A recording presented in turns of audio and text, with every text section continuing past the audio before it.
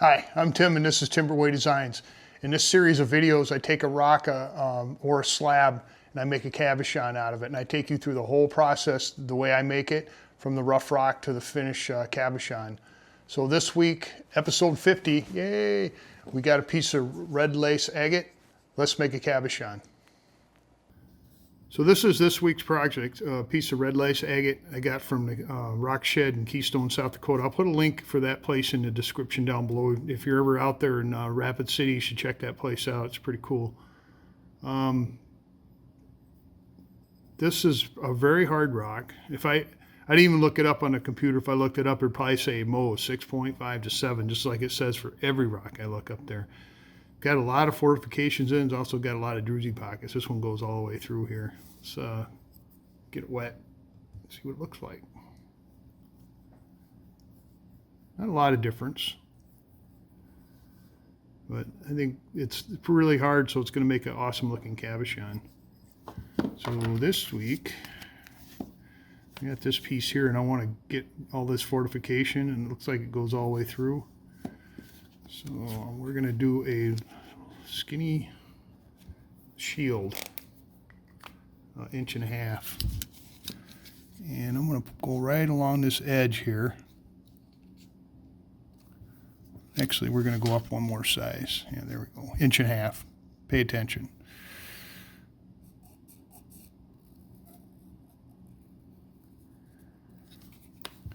Okay, that is. And this will be the show side here, and this will be the back side. So these templates, I make these templates here, and I made 4 new ones. I haven't got them on Etsy page yet, but I got a skinnier shield. I got a shield on there, but I made a skinnier one, going from 1.25 inches to 1 inch. Then I made 2 teardrops. I would normally not do those because you can buy these, but usually when you buy them, the templates are huge, and so I got kind of a normal one, and then I got one that's a little bigger in the center here, and then this is kind of in between the pear-shaped one I have on there already, and then this one here. And then I did a circle with a kind of a slightly rounded top on top there. So these will all be on the Etsy page here when I get some more rocks on. So check them out. So we're going to take this downstairs. I'm going to take it on the trim saw. We're going to rough out the shape here. And then we'll take it over in the cab machine and we'll grind it down to the line and get it ready to put a dop stick on it. So we'll see you downstairs. We're on the 10-inch high-tech trim saw. Got a 10-inch blade, continuous rim sintered diamond. Makes a nice smooth cut. So let's trim this down here.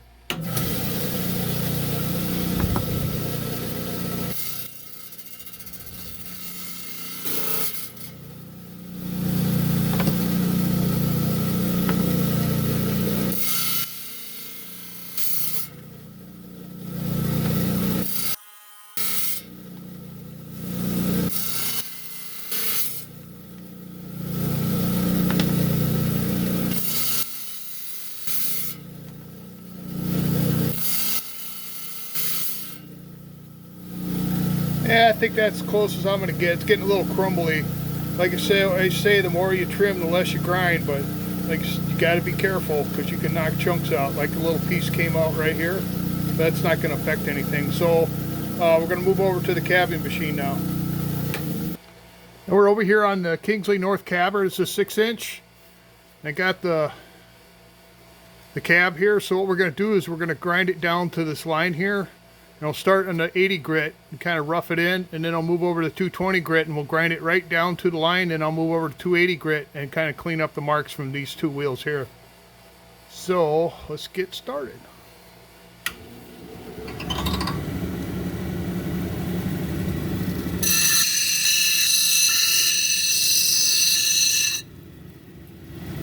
Alright, that's close enough in 80 grit. Now, I don't get too close to the line. I'm going to let the 220 grit do most of that work. And we'll move over to this one now.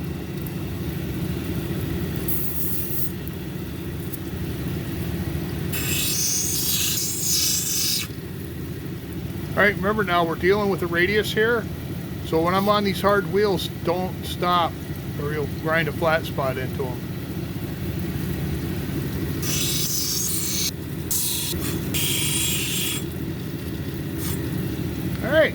Yeah, it's looking pretty good there. Let's move over to 280 and get the marks off from the 220.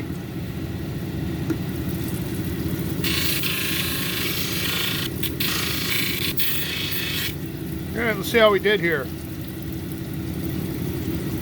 All right, ready to rock. So I'm going to throw it on the dop pot, heat it up. We'll put a dop stick on it, and then we'll start making a cabochon out of it. We're all dopped up here, ready to go. Basically, I'm just gluing a stick onto my cab so I can control a little better. Use a special lapidary wax. It's kind of hard, but it holds the rock pretty good. So let's start cabbing here. So we'll start with the 80 grit. I'll establish a girdle. So what I'm going to do is I'm going to grind on it until I get a flat line along the bottom here, about 1/8 inch, 2 millimeter ish. That's called a girdle. And I'll come at it at an angle like this. And once I establish that, then I'll hit the edge up here and work my way towards the center and stay away from the girdle. So we'll start on the 280 grit here.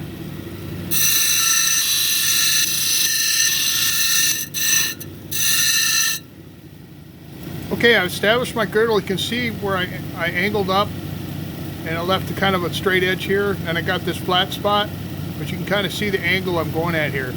It don't have to be any kind of exact angle, just as long as you're angling towards the center. So now I'm going to take and I'm going to grind this line away and stay away from my girdle because I established that, and work my way towards the center here.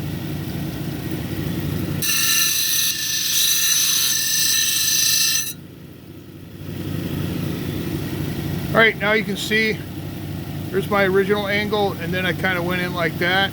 You can see where I'm getting close to the center here, but that's close enough for me. I can start doming from here. But you could cut this edge here and even grind closer to the center, but I'm going to start doming.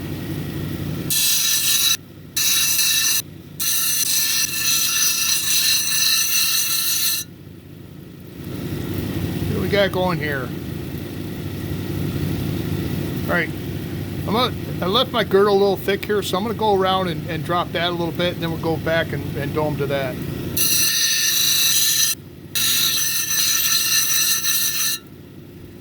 All right, I'm liking that. Nice height. Got a nice little pattern going on in there.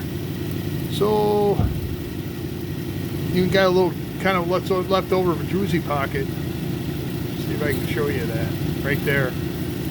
All right, we're going to move on to 220 grit.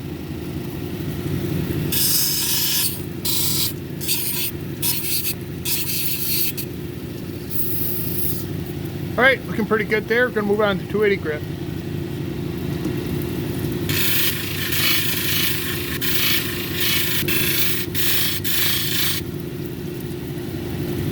See what we got going here. Okay.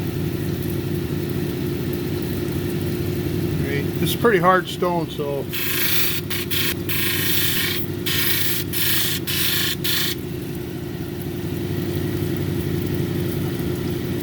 Yeah, I'm liking that.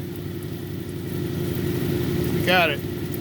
So I'm going to shut you down for a second here, and I'm going to move everything over to the polishing side. We're on the polishing side now. I got a 600 grit, a 1200 grit, a 3000 grit, and then I got a cerium oxide disc on the corner here where we'll do the final shine. So let's start with the 600.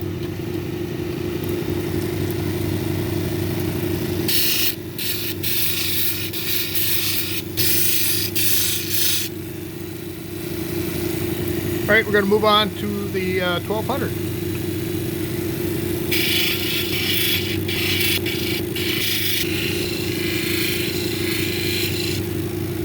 All right, we're going to move on to the 3000.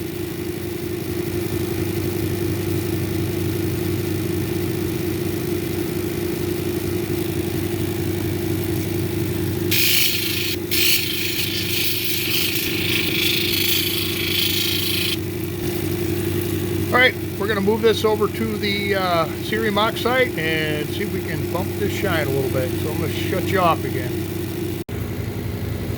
All right, this is a cerium oxide disc. It's an adhesive disc that sticks to a foam pad that screws into the end of my shaft here, and it's replaceable, which is kind of cool, and I like it because it's not messy at all. don't have to deal with any powder or anything. So let's see if we can put a little more shine on this.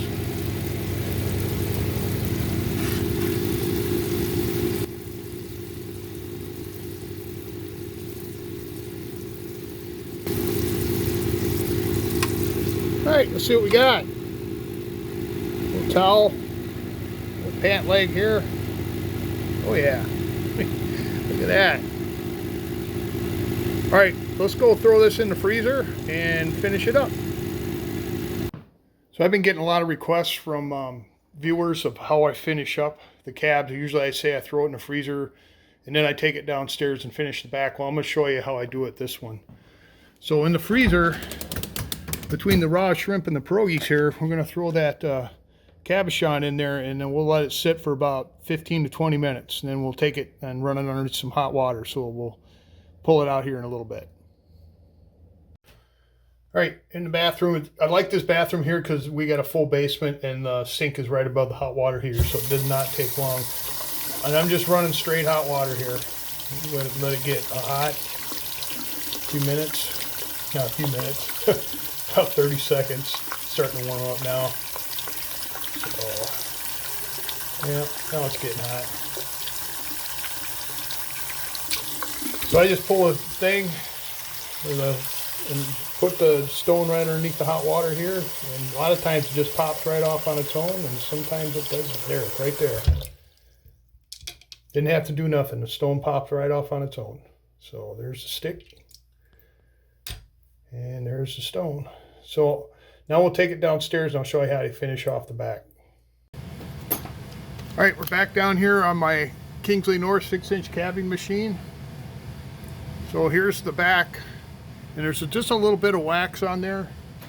What I usually do is I'll take a butter knife on the back side and I'll scrape that off, try to keep it off my wheels.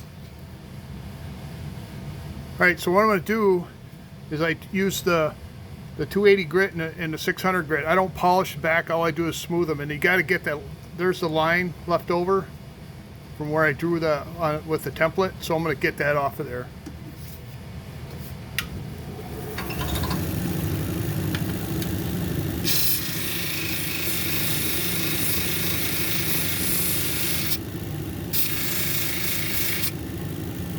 And you can see just a little bit of it right there, and I'll just keep going on the wheel till that's gone.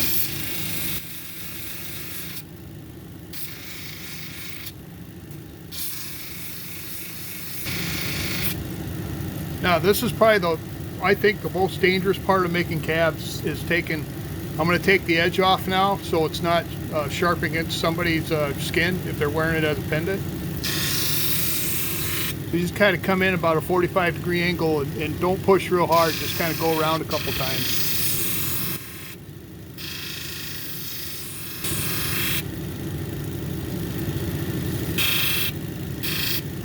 All right, so we're done with this wheel here. Now we're going to move over to 600 grit. I'm just going to do the camera live here.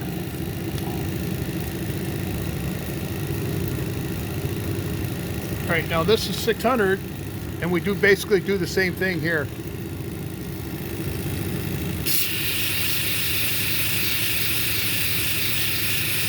Now the line's already gone from the 280, we're just smoothing it now.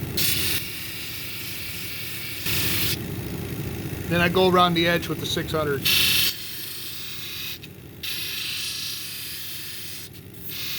We got it.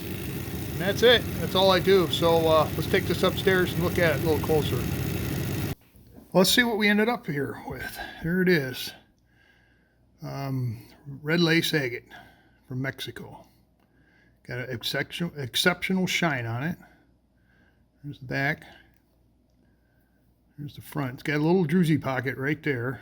Druzy pocket is like a hole with crystals growing in it. If you look at it real close, you can see crystals in there. And this stone here was just full of druzy pockets. Yeah, I thought it come out pretty good. Got a good representation of the fortifications. That's always a good thing. Yep. So this will end up on the Etsy page probably later than sooner, and you'll have a chance to grab it if you're interested in it. I thought it come out pretty good. hard rocks, we usually get a really good shine. Then I showed you how I finish processing, which I usually don't show that. I just kind of skip over that, but I've been getting comments asking how I do that, so now you know.